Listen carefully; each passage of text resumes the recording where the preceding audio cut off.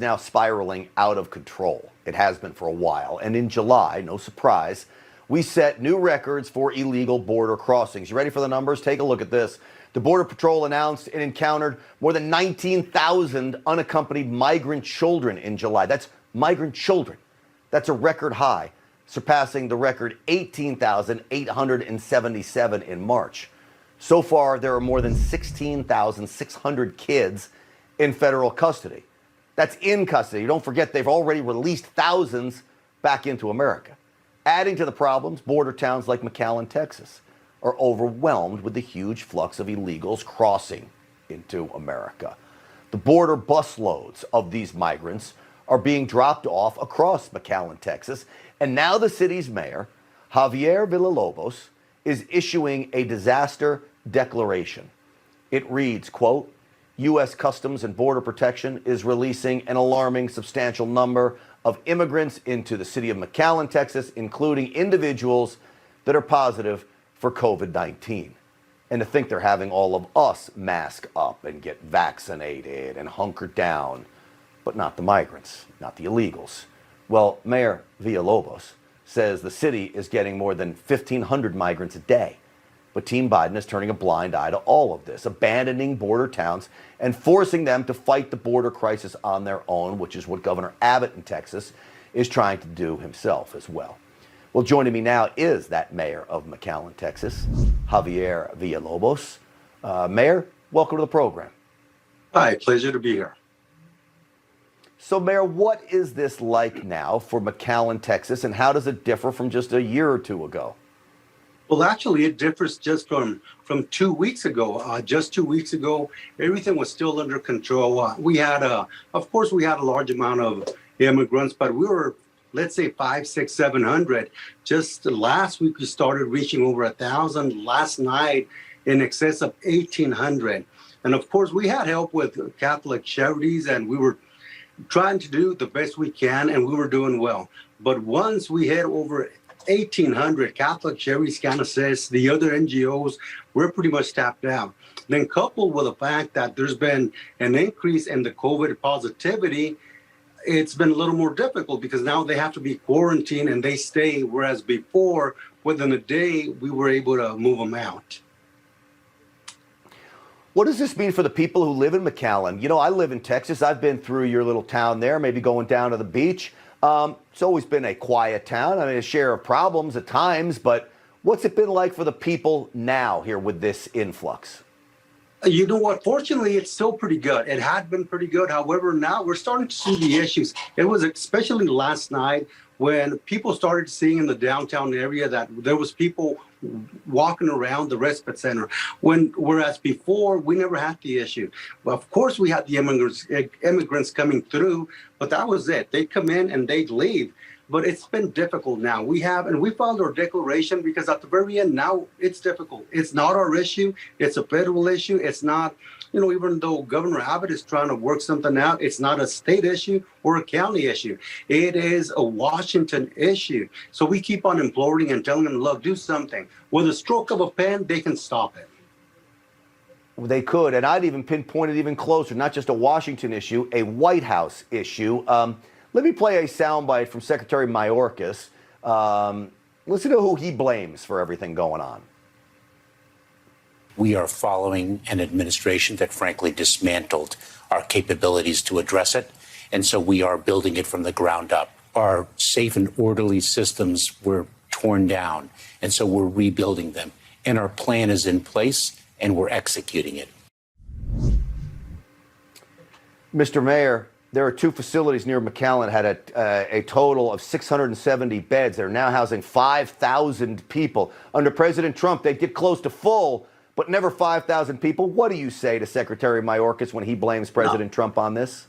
No, what I say is, look, I don't want to get into politics. However, I do know that 6, 7, 8 months ago, we didn't have this issue. So we need assistance. And of course, we can protect, we can defend, we can do whatever we can up to an extent. But when our hands are tied, when we can't even transport anymore, and when we're running out of money, it's a little difficult, and we need Washington to act. Yeah. Mr. Mayor, I'm going to ask you this only because I know our viewers will want to know, and it doesn't matter to me either way. Are you Democrat or Republican? And the reason why I think it's important, because I just want Joe Biden to get this message and who it's coming from. You know what? I was elected by both. My position is nonpartisan, but of course I'm very conservative. All right. Well, Mayor Villalobos, that's the best way to be, brother. And we appreciate you coming on the program. Thank you. You're welcome. All right. And good luck to your town as well. I know people who go in and out of that town. As I said, it is a great area of Texas that literally is being overwhelmed now because of Joe Biden and Joe Biden's alone policies and who's pulling his strings, right? Okay, shaming freedom-loving Americans, left-wing Marxists, condemning those. I need like a doorbell or a little bell to ring to signal ding-dong, okay? I don't know how else to explain him. You see, Ibram got it all wrong. It's Team Biden and his left that are enslaving all Americans to these outlandish China virus restrictions, the mandates, the lockdowns, more potentially economic crippling regulations. All of it is hurting this nation. He's got it backwards. I want to welcome in my panel, Ambassador for Turning Point USA and social media influencer, Isabella Riley. Also with us, contributor at Turning Point USA, Jordan Rachel is here. Isabella, Jordan, welcome to the program. Thanks for having me. Hey, thanks for having me. All right. Rachel, let me ask you first, what do you make of that comment that all of us who just want to open up are slave owners? So we are opposing lockdowns because this country cannot afford another lockdown. With a lockdown comes a country that is entirely economically depleted, and we don't want to plunge into socialism. The left has exploited and weaponized COVID for political power. They got their mail-in ballots, they got their president, they got rid of Donald Trump. We all know they were trying to get rid of him for the entirety of his presidency. And they had more Americans dependent on government than ever before in history, which is actually in direct alignment with what they desire for our country without COVID. I like to look at things logistically. So this arbitrary narrative that I resemble a slave owner or any other name that the left wants to call me, let's just add that to the list, has no effect on me. I am firmly opposing lockdowns. Let me guess, Jordan. You never owned slaves, and you probably never were one. I'm sure Isabella never owned slaves either. In fact, I don't think there's anybody left in America who did. And I don't think there's anybody here that was one either. Yet this is the message they want to run through all of this. Isabella, why is it that they give guys like this a platform to spew this nonsense? Well, if there's one thing that the left is good at is exploiting emotions, and that's what they're always doing. And I swear these radical leftists must have like a competition between each other on who can say the next crazy thing. But I mean, it is just ridiculous what they're saying, and they are fine with people having the freedom to steal each other's private property, but we won't listen to them, and I don't really care what they call me because I know what's true, and I don't want Americans being locked down. And under their logic, we should always be locked down because there's always something that we could be spreading, or, you know, we could always hurt each other in cars or something. So why not lock down every day of our lives under their logic? And they know under those lockdowns it gives the government more power. So we also know that they push this woke mentality. It's also a way to control. And they're starting now at a very young age. I'm going to play this clip from the Muppets, pushing now a cross-dressing lifestyle. Watch this. All right. I can't take it anymore. I can't take it with the three of us watching. I can't imagine if my kids were watching, Jordan. This kind of ideology is detrimental to a nation. The left is infiltrating every entity, our institutions, our children's books, our children's TV shows with this warped perspective on biology and human nature. And the children are becoming increasingly confused. So this has to stop soon. All right, it certainly does. They're confused about masks, too. I'm going to try to get this quick soundbite reel in quick. This is, do we have the National Institutes of Health? Yeah, NIH. Francis Collins, talk about kids at home. Isabella, and then I'll let you respond on the backside. The recommendations are for kids under 12 that they avoid being in places where they might get infected, which means recommendations of mask wearing in schools, and that at home, parents of unvaccinated kids should be thoughtful about this. And the recommendation is to wear masks there as well. Enough of that too. Isabella, all he had to say was have your kids wear their masks at home, and I'm done. Real quick. Isabella. Yeah, I mean, they're just trying to give kids way too much responsibility, whether it's changing their genders. That's a life-altering decision that you cannot unring that bell, or wearing masks inside, which, let me tell you, it is hard for me to keep a mask on, let alone a child. So it's just ridiculous, and we should just reject everything that they're saying. I agree 100%, as usual. Isabella Riley, Jordan Rachel, both of you, thank you for coming on tonight. It's been a pleasure having you both on. All right, folks. So first, it's lockdowns. Now they want to lock you out.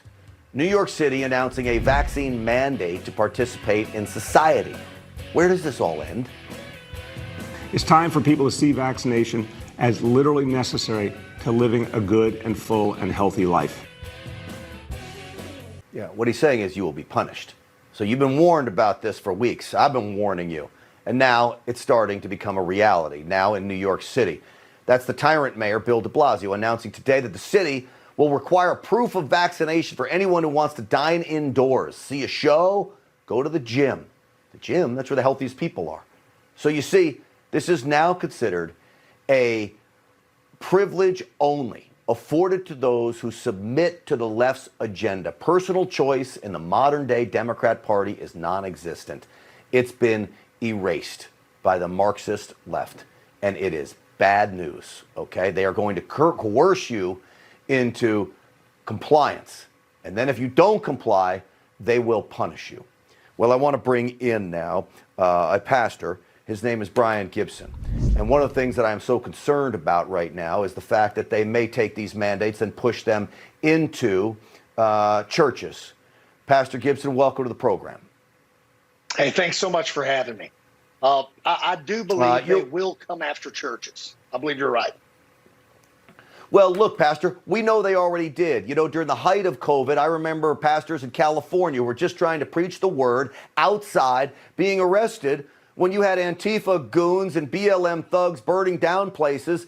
They left them untouched, but they went and arrested the pastor, so it wouldn't surprise me. How concerned are you about the direction we're headed, and really concerned for your congregation or anyone else who loves God?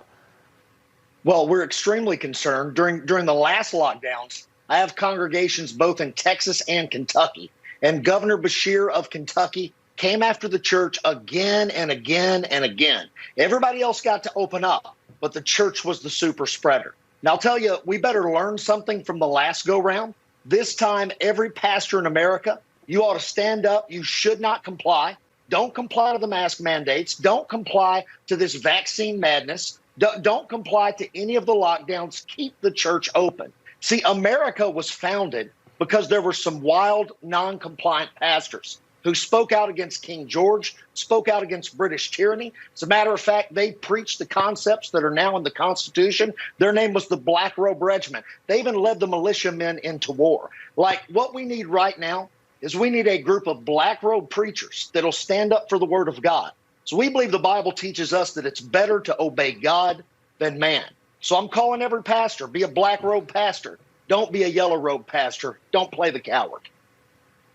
Well, and it's great advice, because so many pastors don't want to get involved in these kind of fights.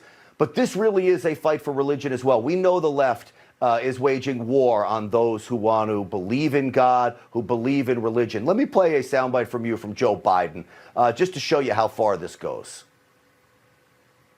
I want to be crystal clear about what's happening in the country today. We have a pandemic of the unvaccinated. That means if you're unvaccinated, you are much more likely to, 1, get COVID-19, 2, get hospitalized, and 3, die if you get it. Think of that, Pastor. Yeah, they're playing. This comes straight out of the Marxist handbook, right? You try to set as many different groups against each other as you can in a nation to weaken it, tear it apart, and rebuild it in the image you want. At first in America, it was racial tension, black versus white. Now we're moving from vaccinated to the unvaccinated. And I'll tell you, it's scary Because whenever you see guys saying, you see leaders saying, you can go to the gym if you have the vaccination. You see the president talking about the problem that is the unvaccinated. These things have played out before in history, where you take a certain group of people and demonize them. And I'll tell you what it is. It's a framework for animosity between two groups at best. At worst, it's a framework for a future genocide. We need to stand up and speak out against this kind of stuff. This isn't even FDA approved. It is insanity. Well, look, Pastor, I appreciate you coming on the program with this strong voice because I think others will learn from you, and I think others who are pastors as well will learn from this, and there's strength in numbers. And so I appreciate you laying it on the line for us. God bless you, sir. We'll talk again soon. Hey, thank you, sir. Absolutely. All right, folks, karma on very obvious display at the Tokyo Olympics. The common theme that's differentiating the winners and the losers. That's next. Back, everyone, as the old saying goes, karma is a witch. If you're watching the Olympics unfold, there's a repetitive theme. Go woke and lose. A bunch of bad apples have ruined it for the bunch of prime examples, okay? The U.S. women's soccer team. The main social justice warriors there kneeling. Their so-called activism. Well, they just lost to Canada for the first time in 20 years, killing their gold medal chance. It's the second time in a row they've been knocked off a chance for a medal, and I have to say, divider-in-chief Megan Rapinoe is at fault for leading her team into politics and not practice. Karma, right? How about Gwen Berry, the arrogant hammer thrower who turned away from the American flag? Guess what happened to her? She failed to medal.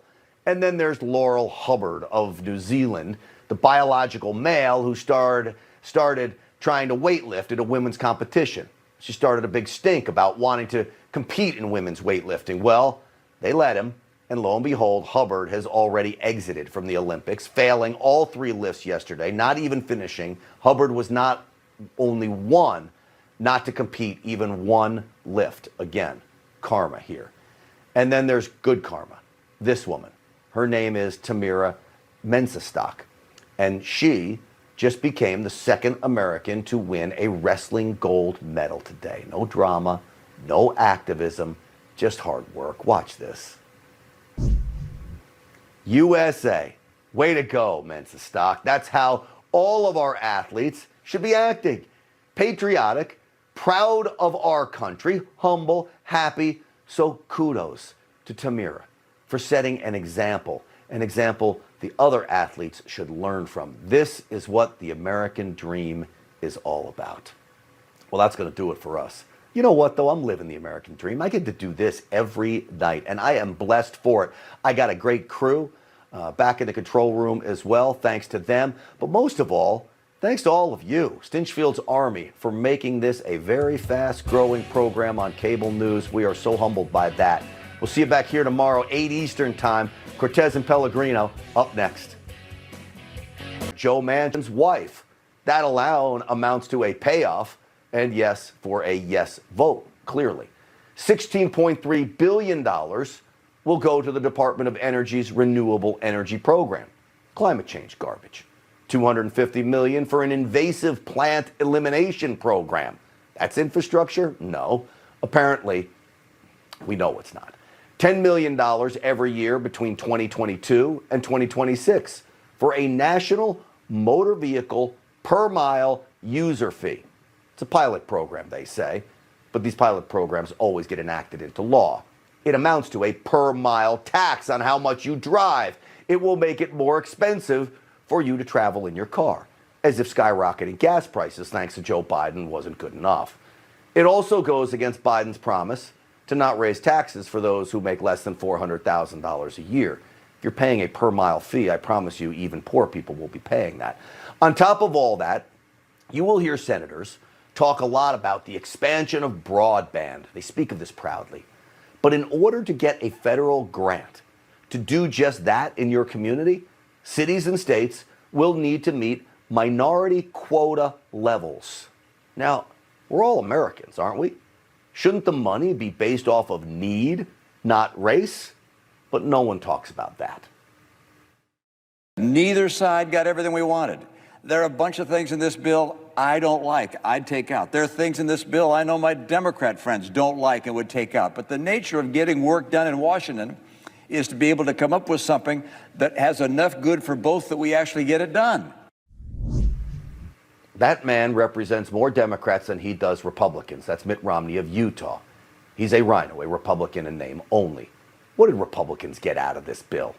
The answer is absolutely nothing. This is exactly why you need to be outraged. 9 Republicans helped write this bill. 9 more joined them and signed on to it. 18 Republicans in total willing to sell out America for what? This is in the United States Senate.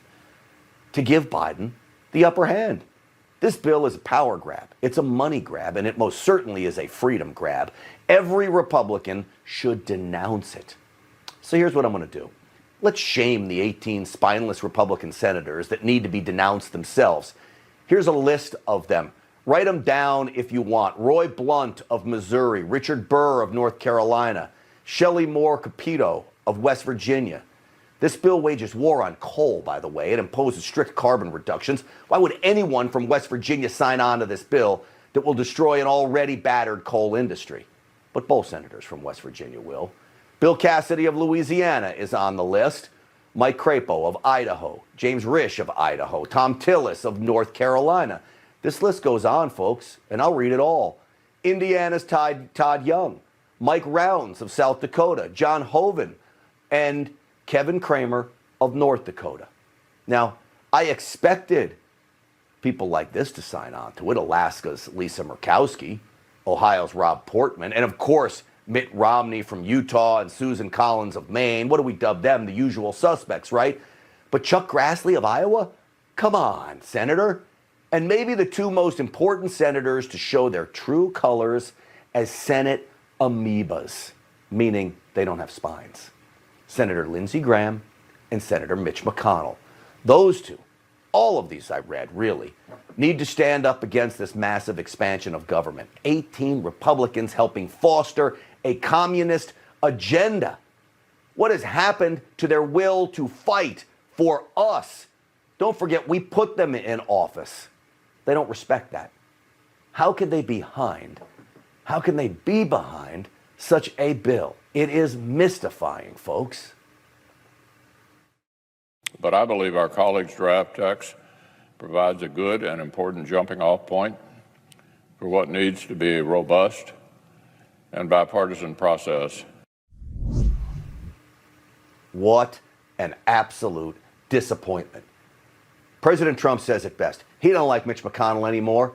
I never really liked the guy, ever, because I get this from Mitch McConnell. Bipartisan, he says, that's a hoax, folks. There's a $30 billion tax on cryptocurrencies. Why is the government getting involved in this? These big government ruling class of career politicians from both parties just cannot keep their grubby mitts off anything. And yet, the media will tell you, like McConnell, that it's bipartisan. The reality is there's nothing bipartisan about this. It's a Democrat wish list. The Republicans on board are acting like Democrats.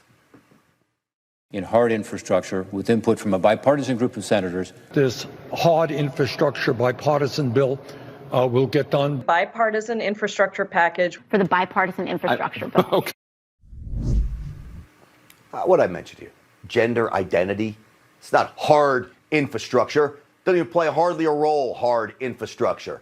And it certainly isn't bipartisan. What you just heard there is fake news pushed by the mainstream media and those devious senators and congressmen and women. A play on words, bipartisan. That's what it is. A play on words to make you think this radical bill is moderate. It is not. It is dangerous, and it must be stopped. Well, joining me now is Republican Congressman of Texas. Pat Fallon is here, who I know is doing all he can to stop it. Congressman, welcome to the program. Grant, thanks for having me on. I appreciate it. Great monologue. All right, so I'm just going to lay it out there. Can this bill be stopped? It's an uphill battle for sure. I'm shocked that they got 18 Republican senators to vote for this. This is a massive redistribution of wealth. As you mentioned, who the heck has already read 2,701 pages? I think I read about 55 pages a minute, or rather an hour. It'd take me 49 hours. You're a quicker reader than I am. Only 10% of this goes to real infrastructure. It's frightening. If they got it through Well, you get it through the Senate, it's going to get through the House because Nancy Pelosi has 222 votes to our 213. So even if every Republican votes against it, it'll get out of the House. So you got 18 senators on board with this thing. You've always been an outspoken guy. I'm sure you pass these guys in the hall. You say anything to them when they're walking by? This one, well, senators, they speak with a British accent. I don't even know if they know where the House is, quite frankly. You go over there, they ask the sergeant at arms to check us for lice. So I think they've just lost. Some of these folks have lost touch. That's why I love being in the House in so much as we're the closest federal office to the people. The people don't want this, and I love what you mentioned about broadband, Grant, because that's very important. I represent a largely rural district, and we need broadband internet, and we need that access. And I really do believe that in the 21st century, that is infrastructure. But to have them throw in this clause about having it, with it has to be protected class or equity. Equity, by the way, is mentioned in this bill 64 times, which to me is 64 red flags for this not being a true bipartisan infrastructure bill. Why are they mentioning equity, social equity, in an infrastructure bill? It's beyond me. I want to play this soundbite from Alexandria Ocasio-Cortez. This is what she says about the bill, and she wants to hijack the United States Congress. Listen.